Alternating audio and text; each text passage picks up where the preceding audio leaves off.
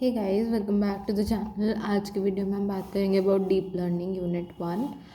तो deep learning unit 3 और unit 4 already uploaded है on the YouTube channel, so you guys can check that out. तो unit 1 हमारी बहुत छोटी सी है, where there is a introduction of deep learning and these all 4 important topics we will be covering in this unit, so stay tuned।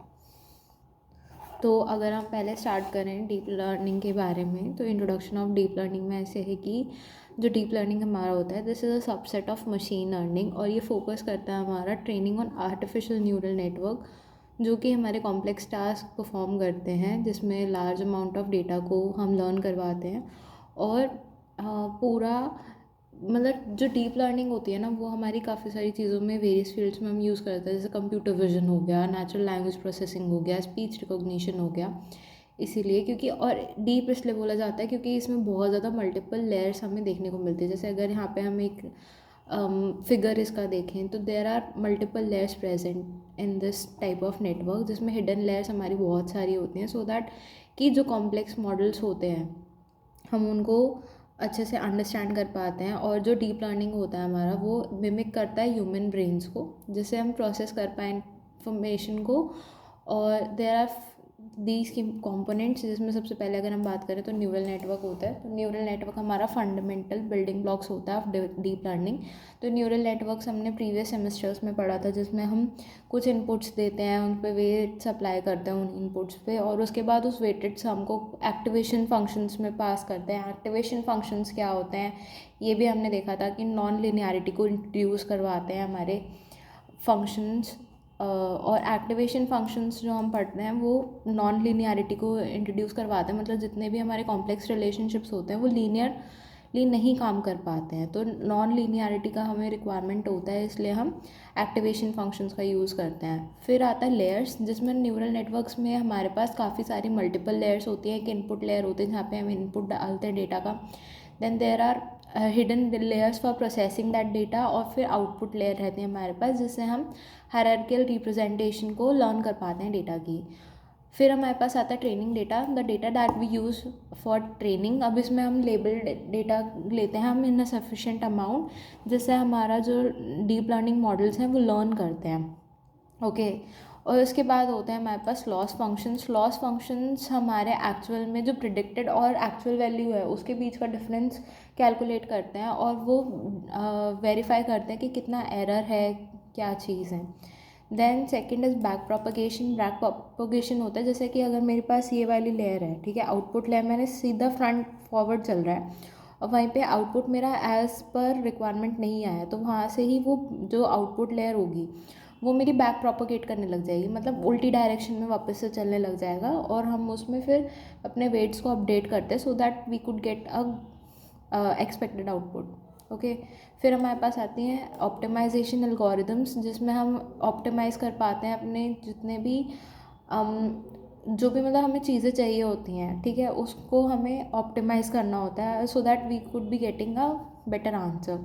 फिर आता है हमारे पास ओवरफिटिंग एंड रेगुलराइजेशन। अब ओवरफिटिंग होता है जब आप बहुत ज़्यादा ट्रेनिंग डेटा पास कर देते हो, बहुत ज़्यादा लार्ज अमाउंट, और हमारा जो मॉडल होता है ना, वो उस ट्रेनिंग डेटा पे तो ठीक से काम कर रहा होता है, लेकिन बाद में जब और डेटा आता है हमारे पास तो वो ठीक से काम नहीं कर पाता है, ठीक है। फिर इसलिए हमें रेगुलराइजेशन ओवरफिटिंग को कम करने के लिए हम यूज़ करते हैं।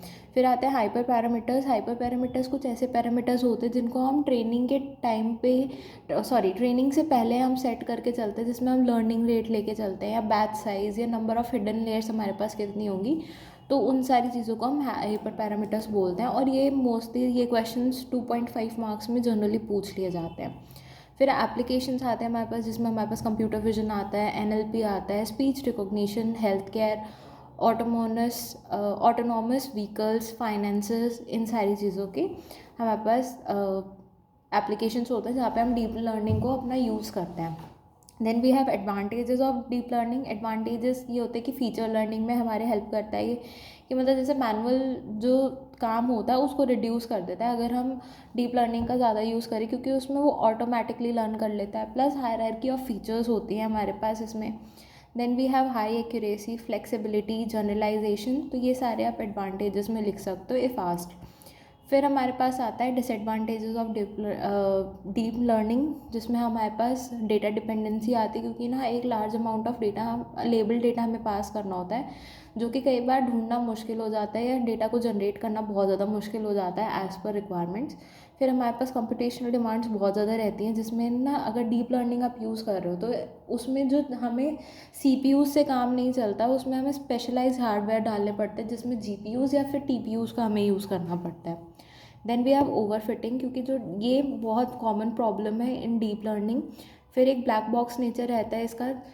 Okay, then we have hyper parameter tuning, जिसमें हमें मतलब एक ऐसे हाइपर पैरामीटर्स हमें डिफाइन करने पड़ते हैं जिससे हमारी मॉडल की परफॉर्मेंस और रिक्वायर्ड एक्सपेरिमेंटेशंस जो है वो इम्प्रूव हो पाए। ठीक है, फिर इंटरप्रेटेबिलिटी भी होती है इसमें, जिसमें कि हमारा डीप न्यूरल नेटवर्क हमारा लैक करता है ट्रांसपेरेंसी में। तो ये कुछ डिसएडवांटेजेस होते हैं। Then we have a feed forward neural network, जिसमें हमारे पास मल्टी लेयर परसेप्ट्रॉन होते हैं। ठीक है, एमएलपी भी बोलते हैं उसको, जो कि बहुत सिंपल सा है कि भाई सीधा सीधा काम करेगा, वो एक ही वन डायरेक्शन में चलेगा। जैसे अगर ये वाला हमारा ये वाला जो चीज़ थी ना, it is going in single direction, मतलब फॉरवर्ड डायरेक्शन में आपका जा रहा है, तो इसलिए इसको फीड फॉरवर्ड न्यूरल नेटवर्क बोलते हैं, because it is going in the forward direction only. ठीक है, तो ये सारे इसके कंपोनेंट्स होते हैं, जिसमें हमारे पास इनपुट लेयर आती है सबसे पहले, वह हम सारे इनपुट्स अपने पास करेंगे। फिर हमारी हिडन लेयर होगी, जहाँ पे जितनी भी कॉम्पिटिशन्स होती हैं आपकी, कॉम्प्लेक्स फीचर्स एक्सट्रैक्शन हो गया, रिप्रेजेंटेशन हो गया, वो सारा हम यहाँ पे करते हैं। Then we have output layer, जहाँ पे हम फाइनल प्रेडिक्शंस को प्रोड्यूस करते हैं और क्लासिफिकेशन बेस्ड कंप्यूटेशंस करते हैं ऑन द हिडन लेयर्स। फिर है हमारे पास एक्टिवेशन फंक्शंस, जिनको हम नॉन लिनियरिटी को इंट्रोड्यूस करने के लिए डालते हैं, जिसमें हमारे पास कॉमन एक्टिवेशन फंक्शंस आते हैं, ReLU which is rectified linear activation. Activation नहीं होता है, यू स्टैंड्स फॉर यूनिट, तो यहाँ पे ये गलत लिखा हुआ है। Then we have sigmoid 10H, जिसको हम टेंजेंट भी बोलते हैं। ठीक है, या फिर आता है हमारे पास weights and biases. Weights and biases हमारे लगाए जाते हैं on the input function, so that we could balance the input that we are giving, और उसके बाद उसको फिर हम एक्टिवेशन फंक्शंस के साथ अपना अप्लाई करते हैं। Okay, then we have forward propagation. Forward propagation में होता है कि जो हमारा फ्लो ऑफ मैथमेटिकल कंप्यूटेशन है वो एक डायरेक्शन में ही रहेगा आपका। Then we have loss functions. Loss functions जैसे कि हमने ऊपर बात किया था कि जो हमारे लॉस फंक्शंस होते हैं वो एक्चुअल में मेजर करते हैं कि प्रेडिक्शन कितना था और एक्चुअल टारगेट वैल्यूज़ कितनी थी, तो उनका डिफरेंस लेके चलते हैं, so that we could find out the errors that we are getting in our data और मॉडल। फिर बैक प्रोपोगेशन एंड ऑप्टिमाइजेशन, तो ये तो ऊपर हमने सारा पढ़ ही लिया था। एक ग्रेडियंट डिसेंट होता है, जो कि हमारा फंडामेंटल ऑप्टिमाइजेशन एल्गोरिथम है डीप लर्निंग में, और ये हमने पहले भी लास्ट ईयर जब न्यूरल नेटवर्क्स की मैंने वीडियोस डाली थी तो उसमें भी ये चीज़ एक्सप्लेन करी थी। तो जो गोल होता है ना हमारा ग्रेडियंट फंक्शन का, वो ये होता है कि हमें लोएस्ट पॉसिबल वैल्यू चाहिए जिससे हमारी कॉस्टिंग रिड्यूस हो। ठीक है, और एफिशिएंसी पूरी रहे बट कॉस्ट रिड्यूस हो, तो इसलिए हम इसका यूज़ करते हैं। फिर आता है हमारे पास history of neural deep learning के बारे में, जिसमें हमारे पास बायोलॉजिकल इंस्पिरेशन आती है, क्योंकि एक्चुअल में ना जो न्यूरल नेटवर्क्स बनाए गए थे that were inspired by the human neural network. ठीक है, कि जैसे हमारे ह्यूमंस में सिंगल न्यूरॉन से हम लर्निंग करते हैं, तो उसी चीज़ को इंस्पायर करके they made a artificial neuron, जिनको नोड्स भी बोलते हैं। तो यहाँ पे की इवेंट्स हमारे जितने भी थे, तो ये आप नोट कर सकते हो। इन 1943 मैकलॉच एंड पिट्स न्यूरॉन हुआ था, जिसमें एक सिंपल सा मॉडल प्रोवाइड किया था। It was a mathematical model of neural network, जिसमें सिर्फ वो ना वेट्स लेता था, बाइनरी इनपुट्स लेता था, एंड इट वाज उसमें हम वेट्स अप्लाई करते थे, फिर जो आउटपुट देता था वो 0 या 1 के बीच में देता था। ओके, और उसके बाद कुछ साल बाद इन 1949 दे इंट्रोड्यूस अ हेब्स रूल, जिसमें क्या होता था कि ना एक अर्ली रूल होता था। अब इसमें जो हमारे सेल्स थे वो फायर करते थे, मतलब जैसे ही अगर उनको कुछ तो उसमें वो फायर करते थे, जैसे कि अगर मतलब जैसे 0 या 1 में ही इनपुट्स जाते थे, तो जैसे ही रिक्वायर्ड हमें आउटपुट मिल जाता था तो वो फायर करते थे, ठीक है।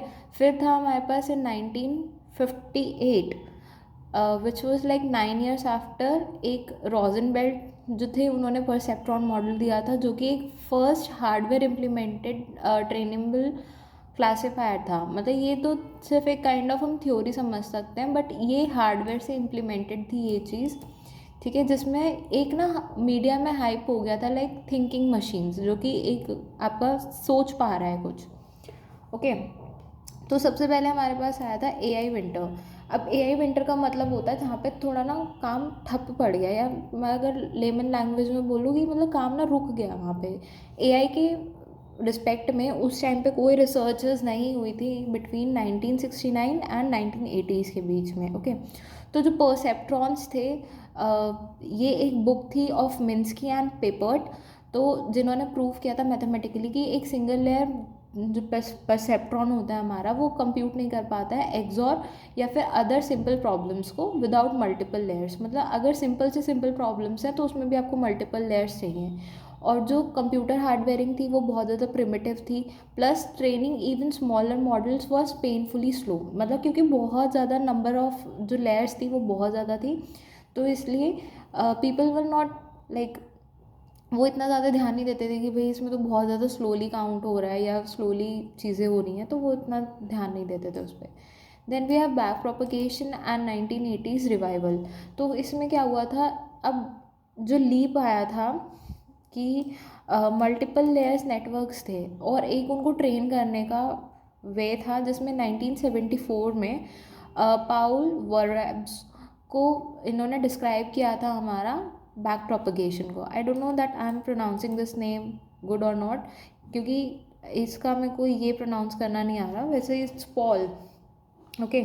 सो इन्होंने इंट्रोड्यूस किया था बैक प्रोपगेशन को, and in 1986 र्यूमन had and Hilton and Williams, इन्होंने पॉपुलराइज करा था बैक प्रोपगेशन को इन अ लैंडमार्क पेपर, ठीक है।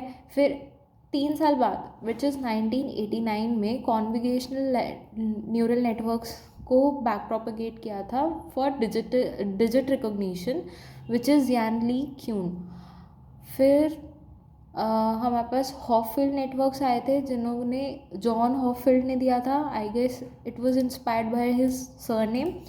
और बोल्ट्जमैन मशीन्स ने हिल्टन एंड ये इन्होंने दी थी बोल्ट्जमैन मशीन, जिसको एक्सटेंड किया था हमारे न्यूरल नेटवर्क्स के स्कोप को। अब इसके लिमिटेशंस क्या थी कि इसमें स्टिल जितने भी स्मॉल डेटा सेट्स थे सिर्फ उसी पे काम कर रहा था, GPUs नहीं थे, इस वजह से जो ट्रेनिंग थी वो बहुत ज़्यादा एक्सट्रीमली स्लो थी, और जो नेटवर्क्स थे वो भी बहुत ज़्यादा शैलो थे, ओके। फिर आता है अबाउट सेकेंड AI विंटर, जब फिर से काम थोड़ा स्लो हो गया था बिटवीन 1990s एंड 2005।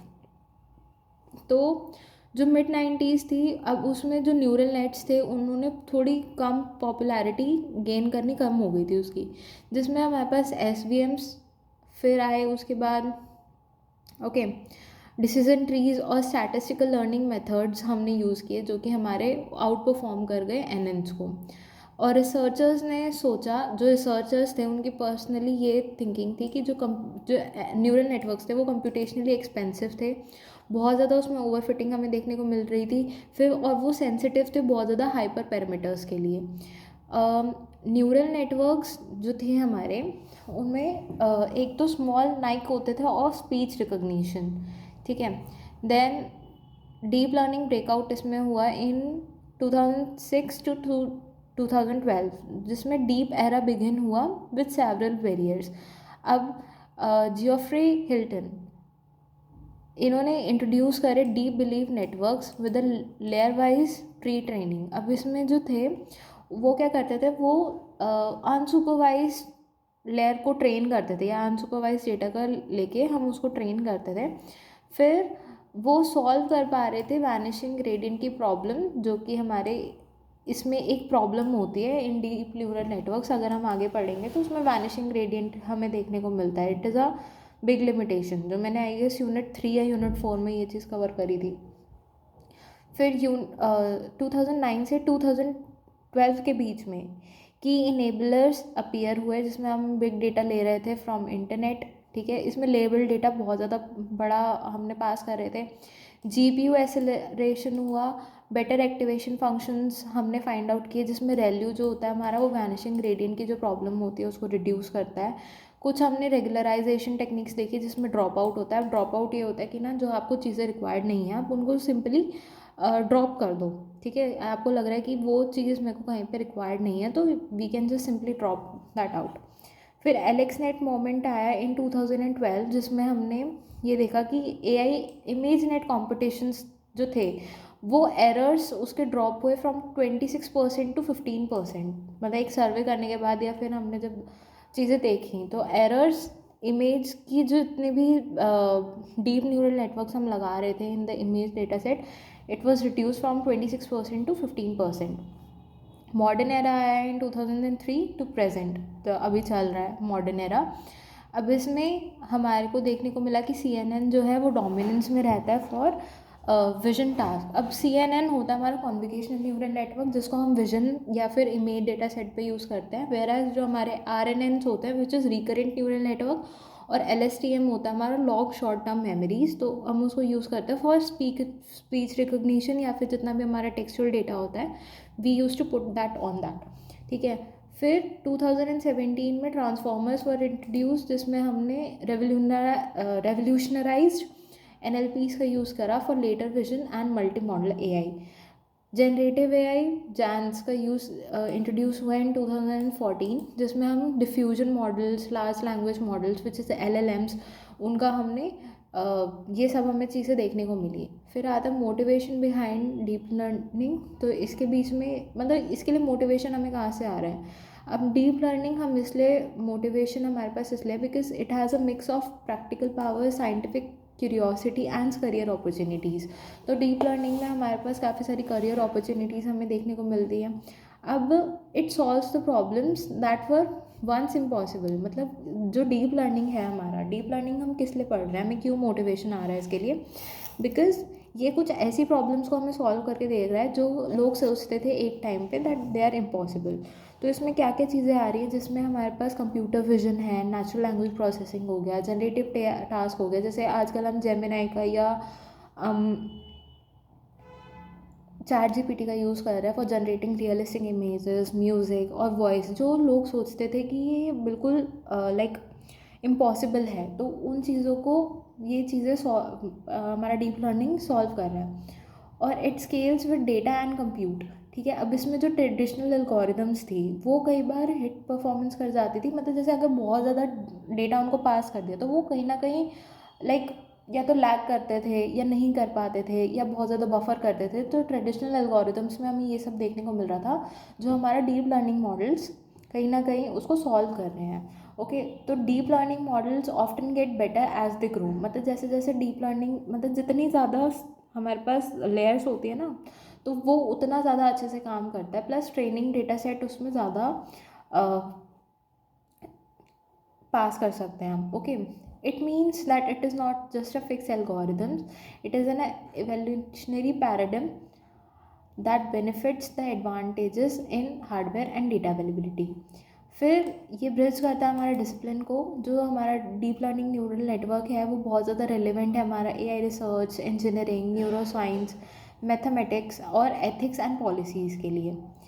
और जो डीप लर्निंग है हमारा, it is also a centre of the AI revolution. जो भी हमारा AI रेवोल्यूशन हुआ उसमें हमने ये समझा कि AI अगर आपको पढ़ना है then deep learning also stands, और उसका एक स्पेशल कहीं ना कहीं उसकी भी बहुत ज़्यादा हमें ज़रूरत है so that AI could work better, ठीक है। जिसमें हम अगर मोस्ट इम्पैक्टफुल AI ब्रेकआउट्स की बात करें लास्ट 10 ईयर्स में तो हम AlphaGo, ChatGPT ये सारी चीज़ देख रहे हैं जो कि डीप लर्निंग ड्राइवन है, मतलब उनके थ्रू ही ये सारी चीज़ें चल रही हैं।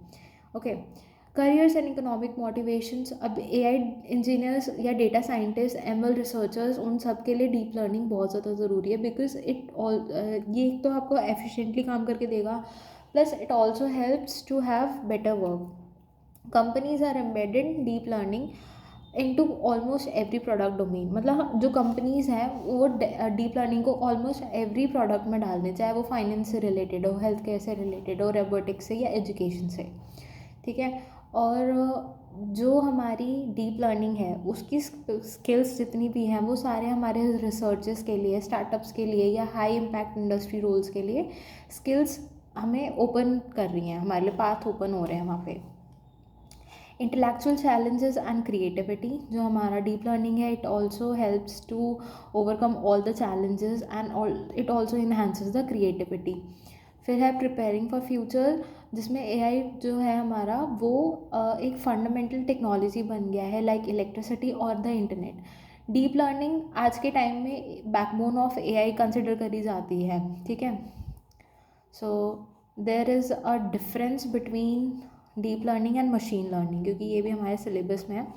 तो मशीन लर्निंग क्या होता है, डीप लर्निंग क्या होता है। अब देखो, जो मशीन लर्निंग होता है हमारा, उसमें हम low volume of data pass करते हैं और लीनियर डेटा जाता है, जबकि हमारा डीप लर्निंग हमारा हाई वॉल्यूम ऑफ डेटा ले रहा है प्लस नॉन लीनियर डेटा ले रहा है। इसमें कंपल्सरी नहीं कि आपको सिर्फ लीनियर डेटा ही पास करना है। मशीन लर्निंग में हमें सारा स्ट्रक्चर्ड डेटा पास करना होता है, वेयरएज जो डीप लर्निंग है हमारा, वो हमारा स्ट्रक्चर्ड और अनस्ट्रक्चर्ड डेटा दोनों को कंसिडर करके चल रहा है।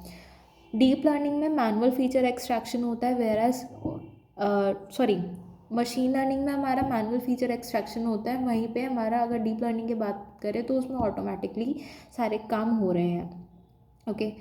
और मशीन लर्निंग में लो कंप्यूटेशन रिक्वायरमेंट्स हैं, जबकि डीप लर्निंग में हमारी हाई कंप्यूटेशन रिक्वायरमेंट्स है, क्योंकि उसके लिए आपको प्रोसेसिंग पावर बहुत ज़्यादा चाहिए, मेमोरी ज़्यादा चाहिए, प्लस जीपीयूज़ की ज़्यादा रिक्वायरमेंट होती है।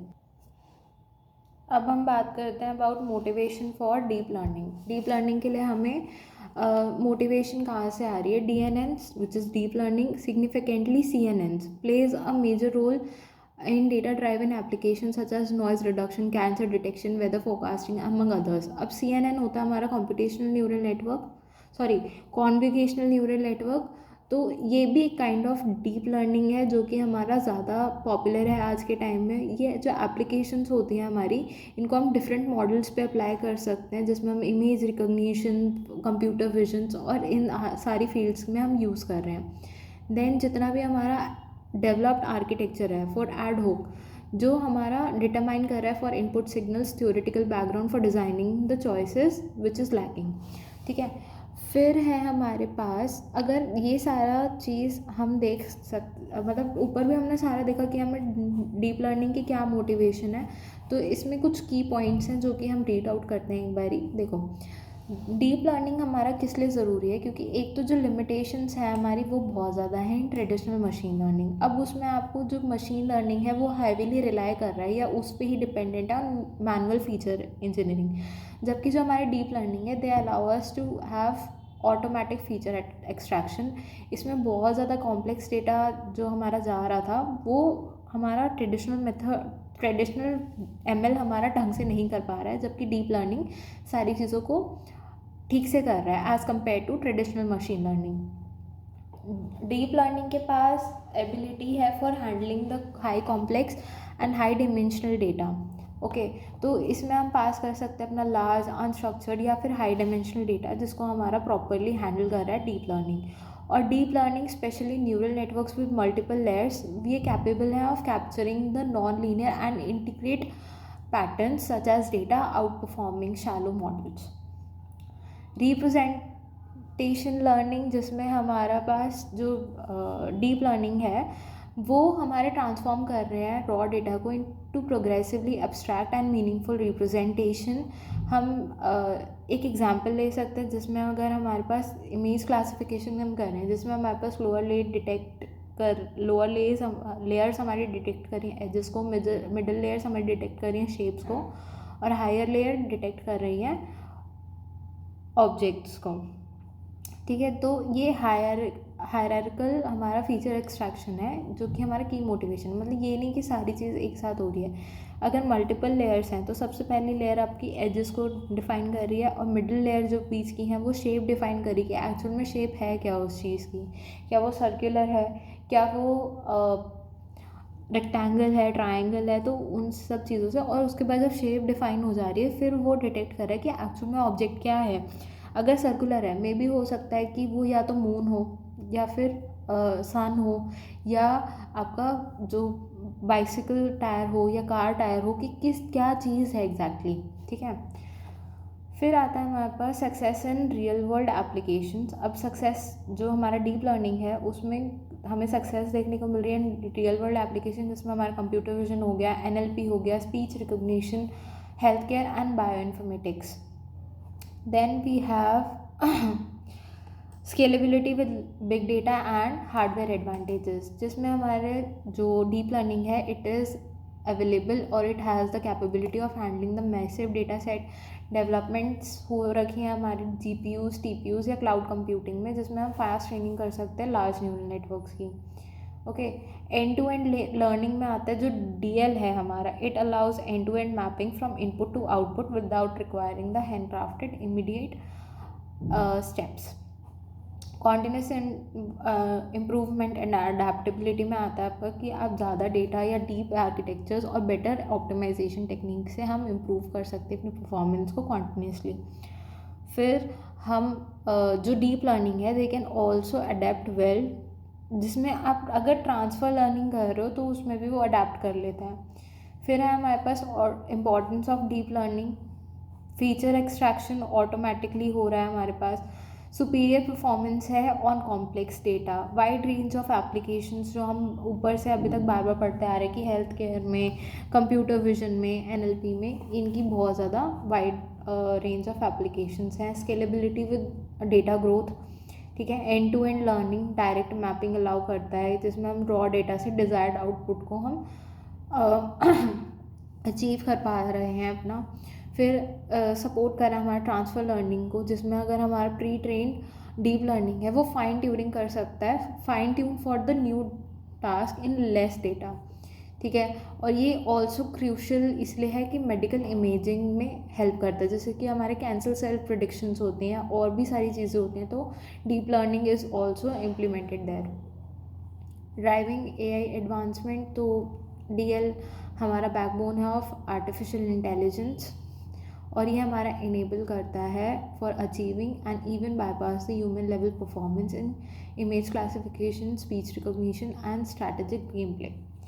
सो this was all for unit 1, और इसके साथ हमारा यूनिट 1 कंप्लीट हो जाता है। Unit 3 and 4 are already uploaded on the YouTube channel, so you guys can check that out. और अगर वीडियो अच्छा लगा हो तो प्लीज़ लाइक, शेयर, सब्सक्राइब करना चैनल को। Thanks for watching.